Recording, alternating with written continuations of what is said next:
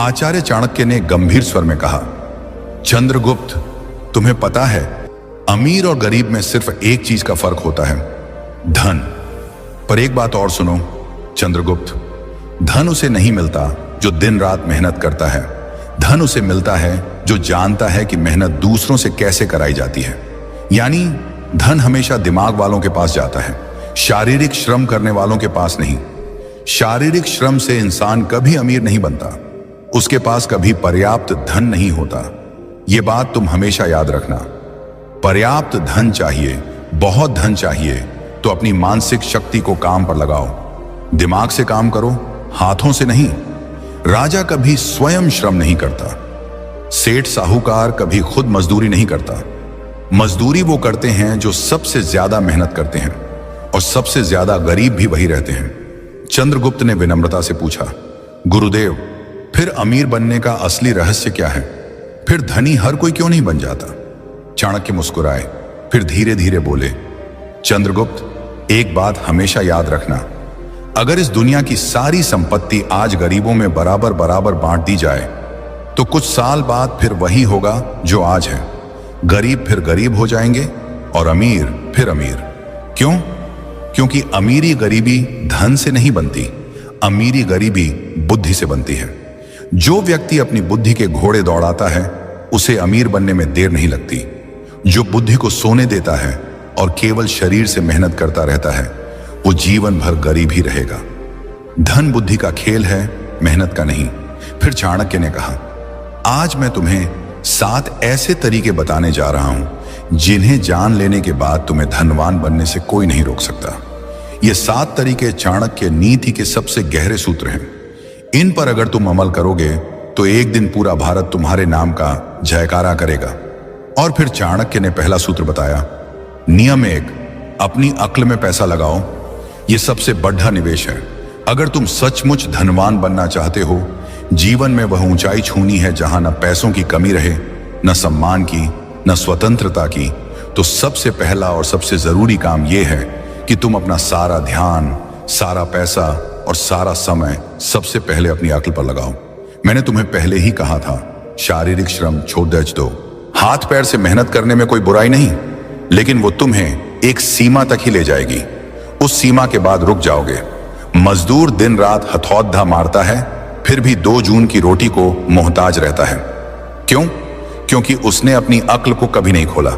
दिमाग के घुड्डे को दौड़ाओ, और दौड़ाने का मतलब है सीखो, सीखते रहो, जीवन के अंतिम क्षण तक सीखते रहो। जो व्यक्ति सीखना बंद कर देता है वो जीते जी मर जाता है, उसकी कमाई भी मर जाती है। नियम 2, मौके खुद नहीं आते, उन्हें पहचानना पड़ता है।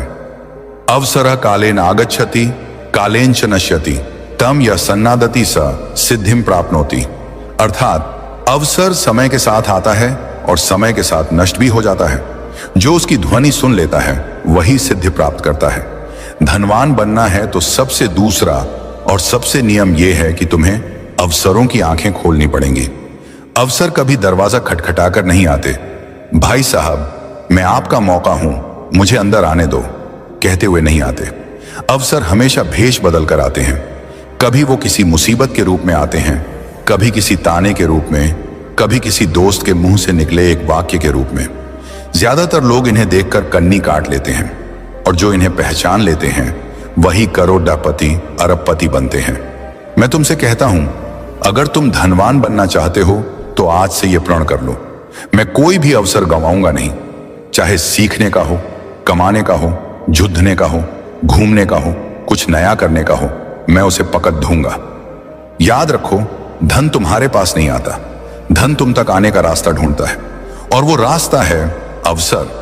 जितने ज्यादा अवसर तुम पकड़ डरोगे उतने ही ज्यादा रास्ते धन के लिए खुलते जाएंगे। और अगर तुम अवसरों को चूकते रहे तो चाहे कितना भी पहला नियम सीखना फॉलो कर लो, तुम्हारी सारी सीख बेकार हो जाएगी, क्योंकि सीख का इस्तेमाल करने के लिए मौका चाहिए। नियम 3, समय धन से भी कीमती है। अगर तुम सचमुच धनवान बनना चाहते हो, करोड़ों अरबों नहीं बल्कि वो स्वतंत्रता हासिल करनी है जहां पैसा तुम्हारा गुलाम बने, न कि तुम पैसे के गुलाम रहो, तो आज से एक बात हमेशा के लिए गांठ बांध लो, समय पैसों से 1000 गुना ज्यादा कीमती है। पैसा खो गया तो दोबारा कमा लोगे, लेकिन समय खो गया तो वो हमेशा हमेशा के लिए चला गया।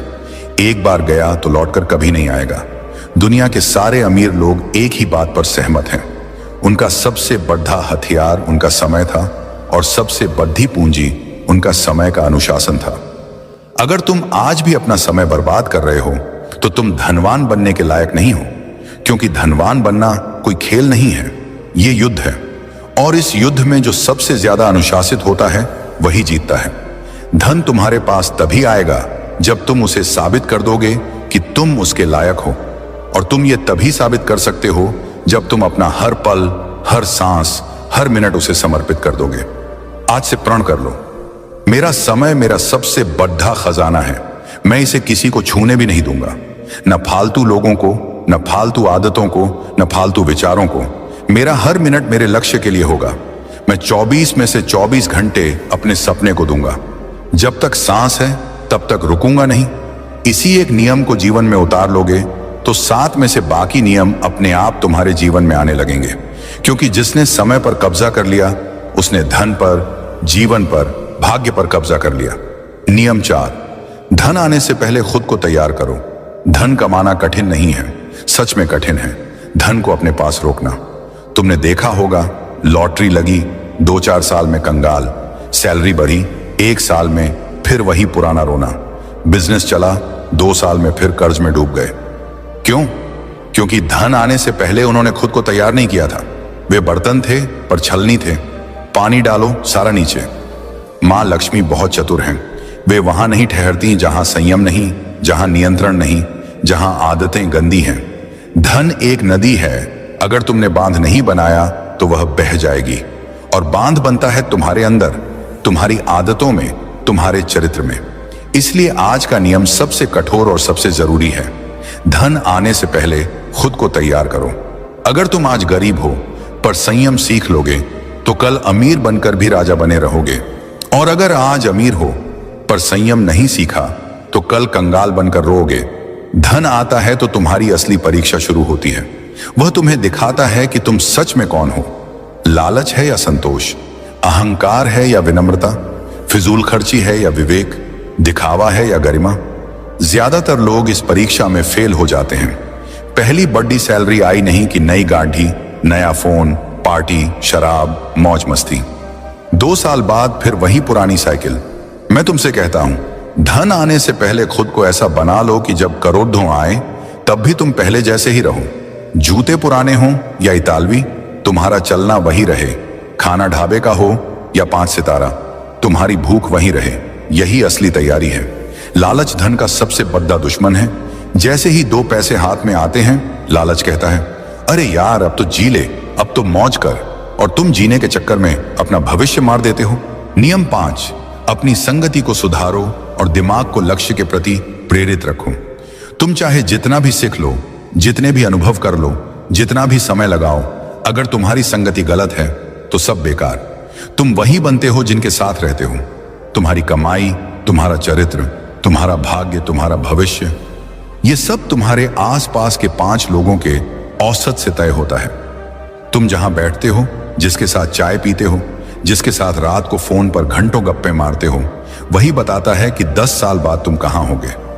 जो मनुष्य धनवान बनना चाहता है वह सबसे पहले अपनी संगति को देखे, क्योंकि जिस प्रकार लोहे की कील लोहे से ही तेज होती है, उसी प्रकार मनुष्य का चित्त उसी के समान हो जाता है जिसके साथ वह अधिक समय बिताता है। जब तुम नीच, आलसी, लंपट, नकारात्मक बोलने वाले लोगों के बीच रहते हो तो तुम्हारा मन भी वैसा ही हो जाता है।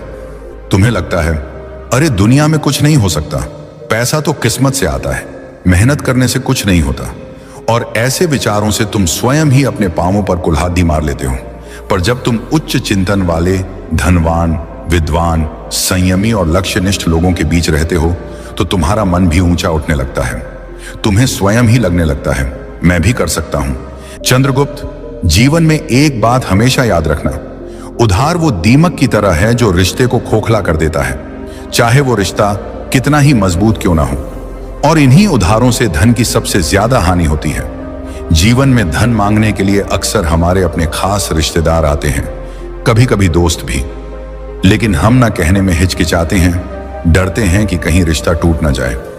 हकीकत यह है कि बहुत से लोगों को पता ही नहीं होता कि ना कैसे कहा जाए, क्योंकि उनके पास सही शब्द या तरीका नहीं होता। लेकिन आज मैं तुम्हें यही रणनीति बताऊंगा। जब कोई तुमसे उधार मांगने आए, अगर तुम ये 3 सवाल पूछ लोगे तो वो खुद ही उधार मांगने के बजाय कोई और बहाना बनाकर तुम्हारे यहां से चुपचाप निकल जाएगा। लेकिन चंद्रगुप्त, ये एक विद्या है जो डर से मुक्ति देती है। अगर तुम नहीं जानोगे तो हमेशा उलझते ही रहोगे, क्योंकि मैंने अक्सर देखा है कि लोग इसी वजह से अपनी जिंदगी की कमाई गंवा बैठते हैं। नमस्कार दोस्तों, डे इंस्पायर्ड चैनल में आपका फिर से स्वागत है। अगर आपको भी चाणक्य नीति पसंद आती है तो कमेंट में जरूर बताएं कि आप भारत के किस राज्य से ये वीडियो देख रहे हैं, ताकि हम समझ सकें कि हमारी बातें कहां कहां तक पहुंच रही हैं। और चलिए बिना देर किए वीडियो की शुरुआत करते हैं। दोस्तों, चाणक्य की ये बातें आज भी उतनी ही सच्ची हैं जितनी उस पुराने जमाने में थी। कल्पना कीजिए, चाणक्य के समय में पाटलिपुत्र की गलियों में एक साधारण व्यापारी रहता था। नाम था विष्णुदास। वो दिन रात मेहनत करके अपना व्यापार चलाता था, अनाज बेचता था और थोड़ी बहुत बचत करता था अपने परिवार के लिए।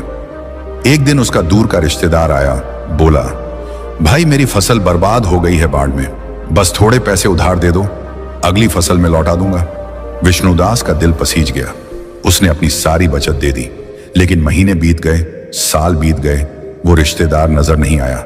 बाद में पता चला कि उसने वो पैसे अपनी ऐशो आराम में उड़ा दिए थे। विष्णुदास का परिवार भूखा रहा, बच्चे स्कूल नहीं जा सके और वो रिश्ता, वो तो पहले ही खोखला हो चुका था। चाणक्य कहते थे, धन की रक्षा करना परिवार की रक्षा करना है। आज के समय में भी यही हो रहा है। लोग फोन पर मैसेज करते हैं, भाई इमरजेंसी है, 50,000 उधार दे दे, और हम देते हैं क्योंकि नहीं देना हमें बुरा लगता है। लेकिन सच्चाई ये है कि पैसा देने के बाद रिश्ता और मजबूत होने के बजाय कमजोर हो जाता है। क्यों? क्योंकि अगर पैसा वापस नहीं आया तो झगड़े शुरू हो जाते हैं, और अगर मांगो तो तुम विलेन बन जाते हो। अब सवाल यह है कि हम इस जाल से कैसे बचें। चाणक्य की नीति हमें बताती है कि भावनाओं में बहना बंद करो और बुद्धि से काम लो। मैं आपको बताऊंगा वो 5 तरीके जो चाणक्य ने बताए थे, लेकिन सरल भाषा में, जैसे कोई बूढ़ा गुरु अपने शिष्यों को समझा रहा हो। इन तरीकों से आप ना कह सकेंगे बिना किसी को दुख पहुंचाए। और हाँ, मैं इसमें चाणक्य के समय की कहानियां जोड़ूंगा, ताकि आप महसूस कर सकें कि ये सिद्धांत कितने पुराने हैं लेकिन आज भी काम करते हैं। जैसे आज के समय में कोई क्रेडिट कार्ड का इस्तेमाल करके कर्ज में फंस जाता है, वैसे ही उस जमाने में लोग साहूकारों के चंगुल में फंसते थे। लेकिन चाणक्य कहते थे, बुद्धिमान वो है जो कर्ज का जाल खुद नहीं बुनता। चलिए पहले तरीके से शुरू करते हैं। ये है, तुरंत जवाब न दो। चाणक्य इसे समय की ढाल कहते थे। जब कोई पैसा मांगे, चाहे वो कितनी बड़ी मुसीबत बता रहा हो, उसी वक्त हाँ या ना मत कहो।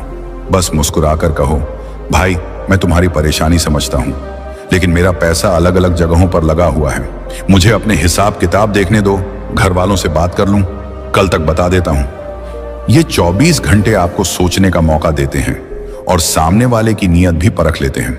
चाणक्य के समय में एक राजकुमार था जो हमेशा जल्दबाजी में फैसले लेता था। एक बार एक जासूस उसके पास आया, बोला, महाराज मुझे तुरंत सोने की मुद्राएं चाहिए, दुश्मन की जासूसी के लिए। राजकुमार ने उसी वक्त दे दी। बाद में पता चला वो जासूस दुश्मन का था। चाणक्य ने राजकुमार को डांटा, समय लो, सोचो, तब फैसला करो। आज के समय में भी अगर कोई ट्रांसफर करने को कहे तो कहो, बैंक बंद है आज, कल देखते हैं। आप देखेंगे अगर जरूरत झूठी है तो वो इंतजार नहीं करेगा, किसी और के पास चला जाएगा। लेकिन अगर सच्ची है तो इंतजार करेगा। यह तरीका आपको आसान शिकार होने से बचाता है। मैंने खुद देखा है, मेरे एक दोस्त ने ऐसा किया।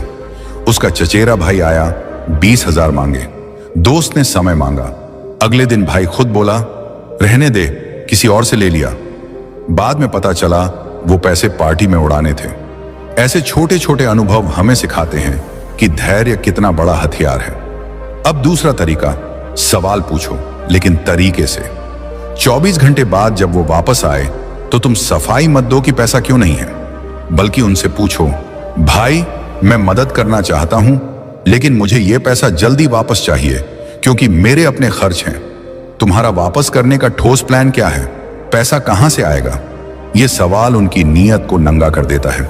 चाणक्य कहते थे, सवाल वो तीर है जो झूठ को भेद देता है।